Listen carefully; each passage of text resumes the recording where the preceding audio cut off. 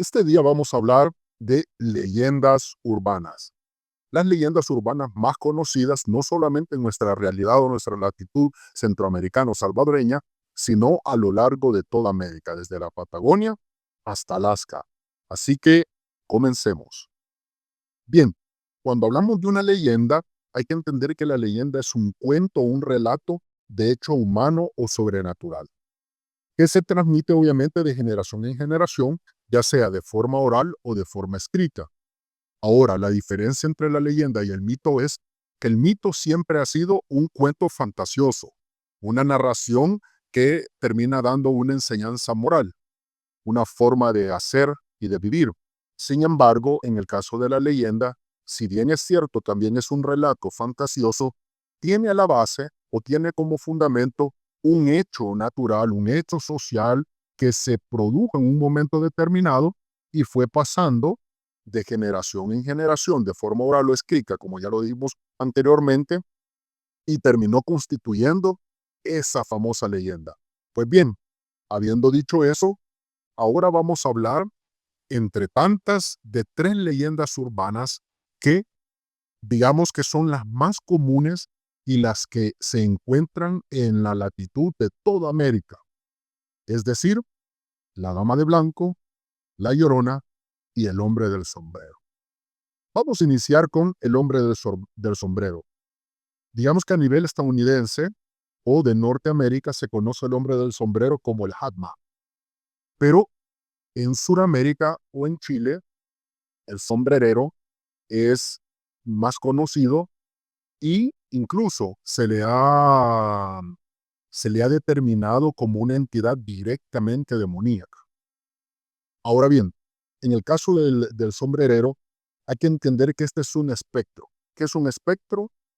Una esencia que no es humana, que es sobrenatural, pero que en un momento determinado pudo haber sido una presencia física, lo que se conoce como los encarnados. Cuando hablamos de los encarnados nos estamos refiriendo a espectros o espíritus que en un momento determinado fueron una persona en este plano 3D que vivimos, es decir, de los órganos sensoriales periféricos, de los sentidos. Mientras que cuando hablamos de un espectro desencarnado, estamos hablando de alguien que nunca ha existido en este plano material, lo que conocemos como espíritus demoníacos o espíritus buenos, como podría ser el caso de los ángeles, ¿verdad? La angelología y la demonología. En el caso del hombre del sombrero o el Hatman, es un tipo de espectro de forma humanoide, pero ghost, es decir, siempre como una presencia humo, pero con silueta humana alta, de 2.5 o 3 metros de altura, y que siempre lleva un sombrero de copa o un sombrero alado. En el caso de Sudamérica y de Centroamérica, aunque en Centroamérica es menos el caso del hombre del sombrero, es más en Sudamérica y Norteamérica. En Sudamérica es un hombre de sombrero alado. En Norteamérica es un hombre de sombrero de copa. Pero sí se trata de un espectro oscuro. ¿Y qué pasa con el espectro oscuro? Según la demonología de la teología cristiana, cuando estamos hablando de un espectro oscuro, estamos hablando de un ser demoníaco. Es decir, usted debe entender que si en un momento determinado en su casa usted ve figuras oscuras, estamos hablando de figuras demoníacas.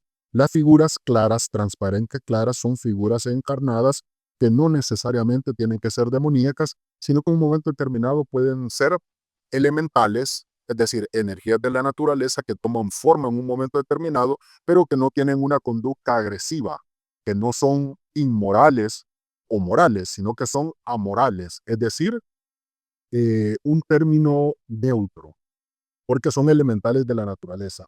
En el caso de Hatman o del hombre del sombrero, no. Este humanoide, al ser oscuro, se trata de un ser demoníaco y está directamente relacionado con lo que conocemos como la parálisis del sueño, o lo que en México le llaman la subida del muerto, ¿no? Los mexicanos suelen decir, se me subió el muerto. Acá nosotros lo entendemos más como la parálisis del sueño, ese momento en el que uno parece que ya despertó, pero solo despertó conscientemente y los ojos, pero uno no puede mover el cuerpo. Hay personas que simplemente se da esa circunstancia que no pueden mover el cuerpo, pero hay otras personas que Cuando no mueren el cuerpo, entonces ven seres, algunos espirituales buenos, otros espirituales malos, y en el caso de Hartman, él suele hacer esto. Es decir, cuando se da la parálisis del sueño es porque él va a aparecer. Y empieza a trabajar a la persona, a contaminar la casa y a contaminar su vida personal. En este punto quizás podríamos decir que puede llegar a poseer a una persona. ¿Se acuerdan aquel programa en el que hablamos de el exorcismo, las posesiones? Pues bien, Hartman podría llegar a ser en un momento determinado un ser encarnado que lo que busca es poseer a una persona. Entonces hay que tener mucho cuidado con este aspecto. Otro de los eh, leyendas urbanas más comunes que conocemos en América es la Dama de Blanco. La Dama de Blanco tiene más o menos unas 3 o 4 historias de cómo comenzó, pero la más conocida, la más común es la famosa Dama de la Recoleta, es decir, una zona de Sudamérica en la que esta muchacha, que es de familia, que fue de familia adinerada, murió a los 17 años por un tipo de cáncer que se conoce como de sangre, ¿verdad? Una leucemia. Desde entonces ella ha quedado vagando eh, y el traje blanco que usa es porque al ser una niña de 17 años en aquella época, obviamente es una mujer que murió virgen. Entonces tenía que ser enterrada con pues su vestimenta blanca. Digamos que esta es una de las historias más comunes. Sin embargo, podemos ver que la Dama de Blanco es muy reconocida en Sudamérica, sobre todo en Argentina, Chile, en Argentina sobre todo en esta área de la Recoleta, eh, pero también se ve en Centroamérica. Muchas veces escuchamos a las personas decir que en cierto punto de la madrugada en carretera han visto a una mujer de blanco, la Dama de Blanco, o la Novia de Blanco, que se le llama también, y en Estados Unidos es una de las leyendas urbanas más fuertes y más comunes que existe. Lo que sí es cierto es que se entiende que este es un espectro no demoníaco, es simplemente un espectro errante. Se le entiende el espectro errante a aquel ser, como ya dije con antelación, que es encarnado, es decir, en un momento determinado ha estado en este plano material y por lo tanto sigue errando por las circunstancias de muerte. Cuando una persona muere hay que entender, muere violentamente, a veces no logra comprender cuando se separa el alma de la parte material del cuerpo, lo que conocemos como la conciencia, y la conciencia es un tipo de energía que queda errante por un tiempo, pero es por corto tiempo cuando uno muere. ¿Qué pasa con estas personas errantes que quedan por décadas y siglos? No son ellos propiamente, son esas energías de la conciencia que no han comprendido, que han pasado de un plano al otro, y otras energías, como ya dije en otra ocasión, elementales o demoníacos, utilizan esta energía para consumirla porque fue encarnada y entonces se vuelve al final un espíritu demoníaco. Y engaña a las personas haciendo creer que es un ser errante. En realidad que una persona una vez muere, muere, ¿verdad? Pero eso es lo que normalmente se entiende como la Dama de Blanco. Ahora, en el caso de otra y la tercera que dijimos que íbamos a hablar este día en leyendas urbanas, es la Llorona. La Llorona, si bien es cierto, es una figura, sobre todo de México, sí es cierto también que es una figura mesoamericana, pero es en la cultura propiamente azteca donde se retoma esta historia. Como ya dije, las leyendas tienen una base histórica. Y esta base histórica se da en Xochimilco, ¿verdad? Que es una zona cercana a lo que fue el gran Tenochtitlán, es decir, la gran urbe y la gran ciudad de los aztecas. Y allí se da la historia de esta mujer, una mujer azteca, que en la época de la colonia conoce a un español. Él llega a esa zona, se casa con ella, la mujer enamoradísima de él.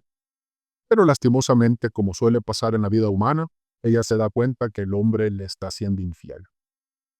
Esta mujer, dolida, sin saber qué hacer, comete uno de los actos de barbarie más grandes que se puede cometer en la vida humana, y es querer vengarse del hombre a través de lo que él más amaba, que eran sus hijos.